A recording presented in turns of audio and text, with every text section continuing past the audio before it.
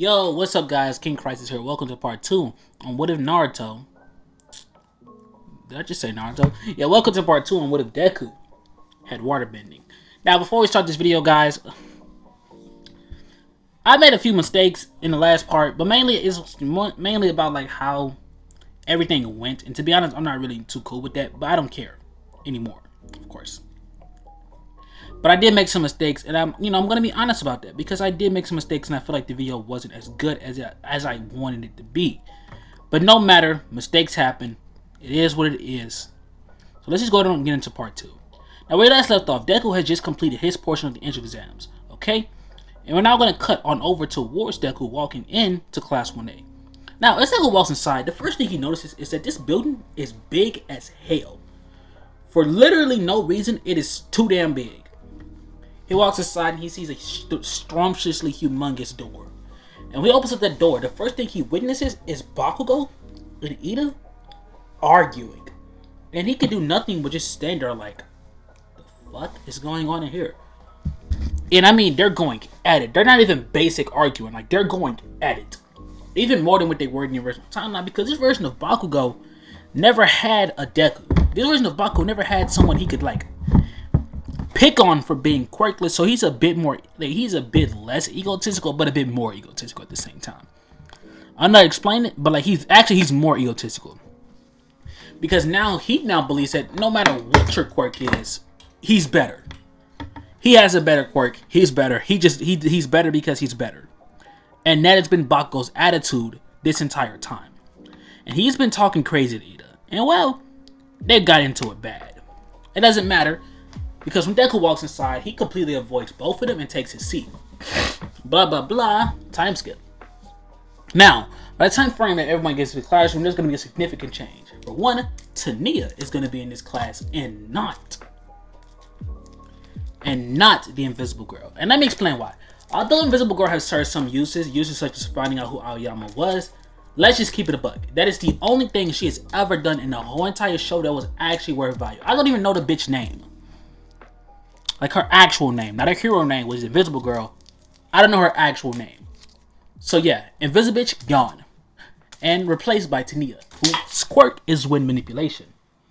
Now, with this being said, this is going to be Class 1A. That's mainly it. Now, time frame where everything is now complete, we now cut on over towards everyone doing the ball throw. To be honest, nothing really changes here. The only difference is Deku's score. And he gets a score of 3,450. How? Because Bakugo did an explosion, and his explosion got like 800 something.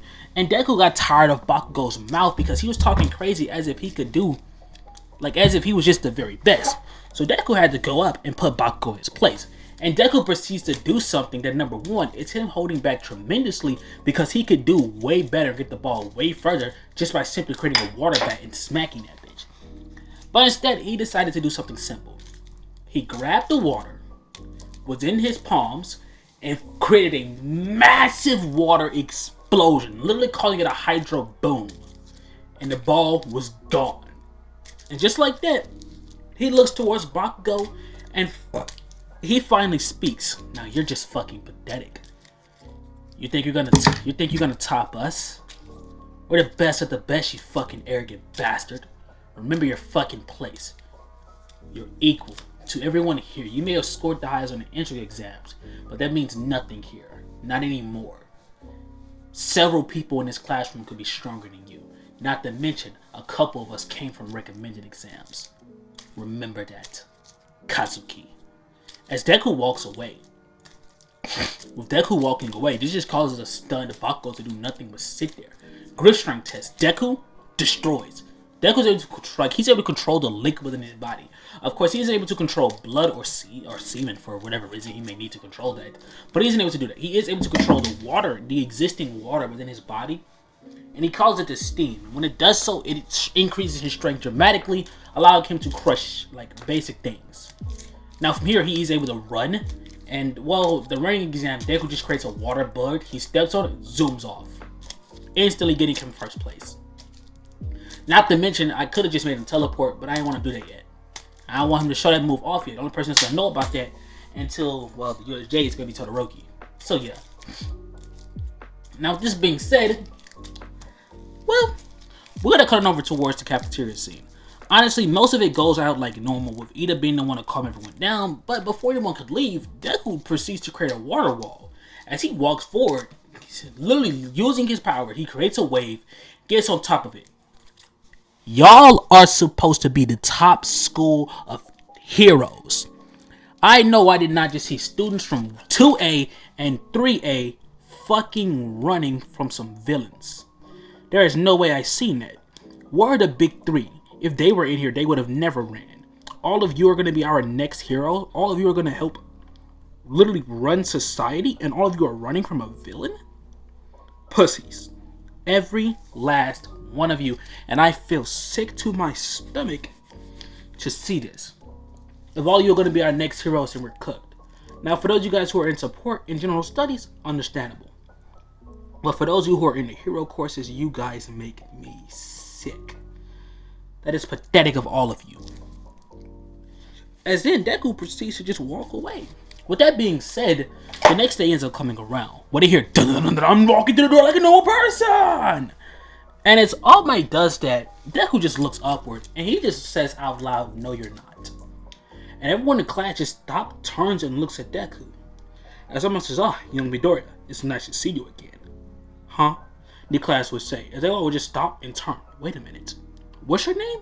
Izuku Midoriya. What? The entire class will say. Did you guys not notice that from the water quirk? Wait. As in Hasashi Midoriya? The number 2 pro hero? Yeah. As in Hasashi Midoriya, the number 2 pro hero. Oh my god. I knew I recognized your face. Everyone in the room begins to say, aside from Bakugo, who hates Deku. They begin to glaze, and it aggravates Deku instantly. He then tells them to stop. He says he may be the son of a pro, but so is Todoroki. Glaze him, not me. And as soon as they say that, they would just turn. Who's his dad? Endeavor. And with that being said, the attention instantly shifts to Todoroki, who side-eyes Deku with a look of pure hatred, and Deku just gives him a little devious smirk. With that being said, they didn't explain that there's going to be the hero teams, and everyone's going to be placed onto teams randomly. Now, Deku is going to have to be going up against Bakugo and Tsukiyomi. And his partner is going to be Tania. Now, when Deku sees his team, he would think, okay, this is going to be pretty interesting. And the entire class begin to agree, saying that there's no way that these guys aren't going to put on a show. There's no denying the fact that Deku is probably the most powerful in the class. But they also got to take into account the fact that Bakugo's also extremely powerful. And they don't know what he's really capable of when he goes all out. But Deku, he has no fear. Deku's 100% confident that literally no matter what Bakugo does, he got this in the bag. And Bakugo begins to talk hectic to Deku. And Deku just simply looks at him and says, you're just like a damn dog. All bark and so far no bite. As Deku says this, Bakugo's facial expression will shift to a real hateful one. Then bring it on, you fucking nerd. Calling me a nerd and yet you don't even know me. You truly are as foolish as they say about the commoners. What did you call me? Oh, my bad. A broke bitch. Deku then would literally start approaching Bakugo, and I'm gonna say, whoa, save it for inside the building. The villains will end up getting a head start. The villains are still gonna be Tsukiyomi and Bakugo. Bakugo's an arrogant bitch, and he looks directly at Tsukiyomi, and inside the building he says, stay here. I'm gonna handle that fucking Midoriya brat. Now, when Deku and Tania enters inside the building, he will look towards Tania. Hey, I don't really know what we should do, so I'll be honest with you. That Bakugo guy, I want him. I want to put him in his fucking place. And Tsukiyomi, I seen you perform at the entry exam. I'm pretty sure you can handle the Birdman. As he says this, the two of them will look at each other and smile. Deku from here will fist bump her. And immediately they will both walk off, walking away from each other. And as soon as they do so, Deku ends up walking through a door, and immediately Bakugo throws an explosion. Deku sees as he would instantly duck underneath it as he proceeds to rock Bakugo's shit, instantly hitting him with a ruthless uppercut. He then will create water arms that would grab Bakugo mid-air and slam him onto the ground. As this happens, Bakugo will point his hands downward, launching an explosion in order to launch himself up. He then would spin mid-air and go in and throw an explosion at Deku's face. Who would dodge? parrying by grabbing Bakugo's wrist and slinging him over his shoulder, slamming Bakugo's back into the wall. Bakugo proceeds to literally get up yet again as he launches forward yet again and throws another explosion. Deku proceeds to literally dodge it, grab his wrist again, and sling him. He proceeds to tell him, "You're too predictable. Everything you do is rush forward, explode. Rush forward, explode. You're not even using actual decent fighting skills. All you're doing is running forward, throwing a punch, or throwing an explosion. You're fucking pathetic. And so far, that's all you've been doing. Try something better. Use some actual skill." Deku begins to dodge all of Bakugo's hits as Bakugo then goes in and says, "You know what? Fuck you!" As he proceeds to literally say, "AP shot!" Well, from there, he will fire his explosive beam. Deku sees it, he says, "Ooh, finally something new." As Deku will draw a circle in the air as it comes near him, as a water barrier would form in between Deku and Bakugo's AP shot. Bakugo sees it, he's like, "What the fuck?" Deku then would smirk as he then would proceed to shoot rockets. He proceeds to shoot mini water, a whole bunch of water bullets out of the water shield. So he turned that water shield into a water turret. As he begins to just launch bullets towards Bakugo, Bakugo proceeds to literally explode out of the way, with Deku turning said water turret yet again into a water shield as he jumps on top of the shield and uses it to fly forward towards Bakugo. He then will change the density of the shield and literally to the point where it's literally not even frozen, but it's bouncy. He literally made bouncy water that you could eat like fucking jello. He then launches himself off of it, spins and hits Bakugo with a mean kick before literally ducking from a punch that Bakugo tried to throw. Deku then proceeds to form a water blade as he puts it directly to Bakugo's throat.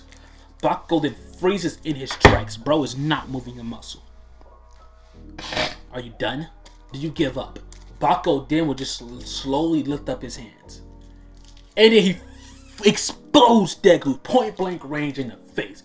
Everyone watching this would scream in absolute shock. And Bakugo would smirk as he then would launch explosions forward to launch himself backwards. "Look at the fucking weak link. How does it feel, huh?" Deku, as the smoke clears, looks irritated. As he has black markings on his face now, as a little bit of blood is coming out of his eyes. Okay. That's how you want to play it. As Deku proceeds to literally hold his hand to his face, as they begin to witness his cuts and the blood begin to heal. What the fuck? Deku starts laughing before he would lift up his hand, and the building began to shake. We cut upstairs where there you see Tsukiyomi and Taniya staring each other off. Taniya would rush for it. She would spin and throw a kick with a massive burst of wind flying off of her kick as she does so. Tsukiyomi then would hide behind Dark Shadow, who would of course tank the kick.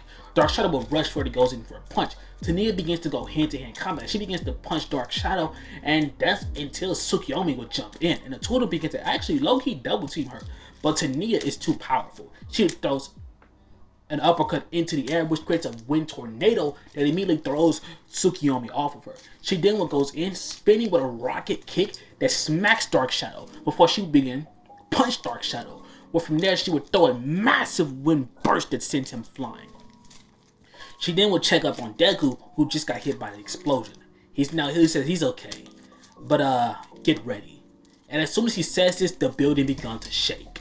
And there, all the pipes within the building begin to burst, and water begins to come flying everywhere. Deku then says, "Anytime I'm around an area where there's a large source of water, I'm a bit stronger than what I'm supposed to be." Deku says this with a little smirk. Of course, there isn't enough water in this building to really make me as strong as I need to be. At least not yet.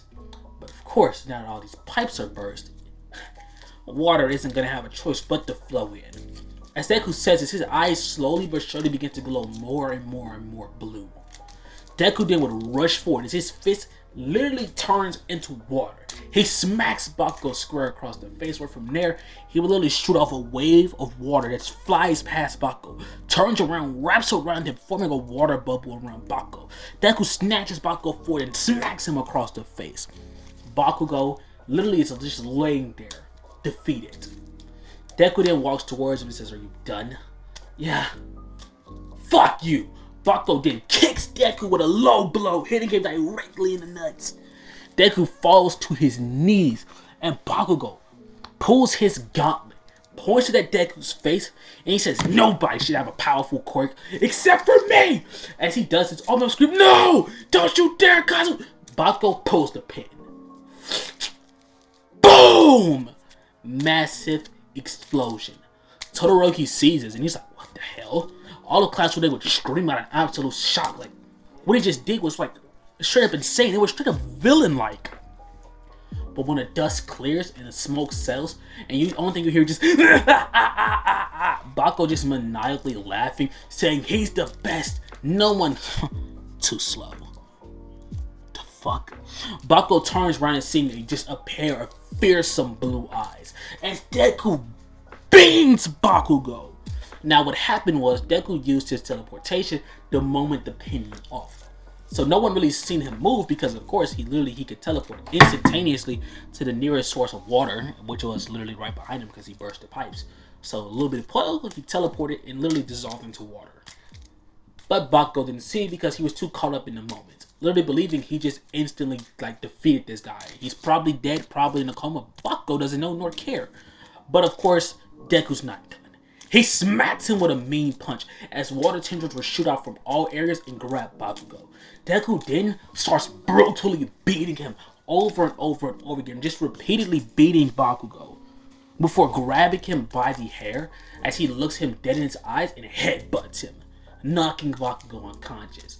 From there, Deku will tie him up and say, "This guy needs serious help." He thinks he's the best of the best. Nah, so far, that's me. As he spits on Bakugo and walks off.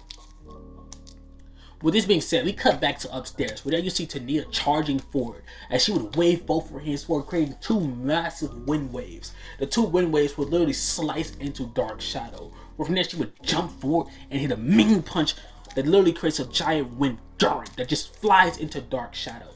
And as soon as this happens, Tsukiyomi will jump in, but as he jumps in, he's smacked by a water fist that throws him back a bit. He then will look upward and see Deku walking into the room. What the? Yeah, your little friend, he's incapacitated there, villain. And let me make myself clear. You got one opportunity to go ahead on and surrender, or else. As he says, Tsukiyomi begins to speak villain-like. No matter how many times you heroes show up, we will never stop our goal, because we shall do what needs to be done.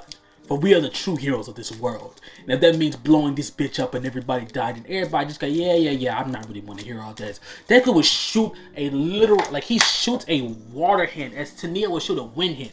And at the same time, both of their attacks would shoot forward towards Tsukiyomi as suddenly Deku's water and Tania's wind would mix as it would form ice. That's like a giant ice hand that slams into Tsukiyomi. The ice hand ends up holding there, but neither one of them really knows what to do here because neither one of them can control that. But both of them would just look at each other, and at the same exact time, they could both try to manipulate it, and to their surprise, they were able to do so. And Deku realizes something, like they realize this instantly, like their quirks can fucking fuse, like they have quirks that interact with each other. Their quirks fuses upon combat, like upon contact, their quirks can literally fuse together, allowing them to perform straight up combo techniques. And when the two of them seen this, they zinged. If you watch Hotel Transylvania, you know what the fuck that is. Basically fell in love, but you know, they didn't notice it at first. They didn't realize it instantly. But y'all already know what just happened. But their two quirks literally like having a combined ability already, which they're going to call the Frost Hand, they proceed to slam Tsukiyomi onto the ground. Dark Shadow tries rushing forward, but they end up both of them shooting off a wave of water and a wave of wind that freezes Dark Shadow. Deku then would run forward and hit Tsukiyomi with a mean knee to the face. And Tsukiyomi is now unconscious. They will bandage him up, but from there, both of them would immediately high-five and walk away. And they are now declared the winners. When they get back inside the building, they then end up asking who's the MVP. Well, from there, they would say, well, last place is most definitely Bakugo. I mean, Bakugo was arrogant, and he literally attempted to kill Deku twice. As Bakugo literally, like, Bakugo's in the hospital. Like, Deku fucked him up pretty badly. Those hits that he did, vicious. Mind y'all, the more water that Deku's around, the stronger he is. Like, both physically, his water abilities, like, he's able to do more, like, he's just stronger the more water he's around. He's stupidly stronger. Well, that being said, yeah. Honestly, I feel like I'm, like, low-key fucking it up a little bit, but I'm gonna keep it going. Just in case, you know. Just in case it's actually good and I'm just tweaking. Which happens sometimes. But yeah. From here, Class 1A proceeds to all go home, and as they're all leaving, Deku ends up getting into his limo, but he's stopped by Tania. He just stopped and looked at her. Yeah? Do you have Snap, Instagram, TikTok, anything? Deku looked at her and says, of course I do. I'm famous. All you gotta do is just look up my name, you'll find me. She then says, oh, okay, well, you better follow back. And Deku just looks at her with a little smile. Of course I will. Well, from here, they proceed to drive off, and Deku going home. When they get home, you see Hasashi sitting on the front room couch. Huh, you're off for the day? Shit. I really hope y'all didn't hear that. But he says, for now, yeah. But you know, when duty calls, it just calls. Anything would have happened, I'll just go ahead on and proceeds to do this. Got it? They proceed to lay down. They proceed to sit down and chill for a minute. Or from there, Ingo ends up making it home. Or from there, he ends up explaining to them what happened. Like, what happened with Tania. This ends up causing Hasashi and Inko to look at each other. You said she has a wind quirk. He would nod. And together, you two were able to manipulate ice. He would nod. Maybe it's possible then for you to learn how to control substances other than just water. Maybe you can completely control water, steam, ice. Maybe it doesn't matter. Deku then looks forward before explaining that he can control boiling water, but it's only to a certain degree, and it's only when he's completely focused. Hasashi explains no matter how it goes, that shows that it's possible. It's possible for them to control other forms of water. Which leads to Deku, Hasashi, Inko coming up with a scheme. They're going to get Deku hooked up with this girl. And from here, we now time skip. Class 1A is now determined in order to pick a class president, and everyone actually volunteers Deku. But Deku explains that hell fucking no. He explains that for one, that's a very, very stressful thing to do, and he does not want to deal with any of them being buffoons. So now this being said, this is where we're going to end off part 2. I really hope this video is longer than what it is, but I'm mainly ending this video off now because I just got a pretty important text message and I have to go now. So with that being said, I'm out and I may not upload for a while. May not. Or you guys may get a random very happy me out of nowhere.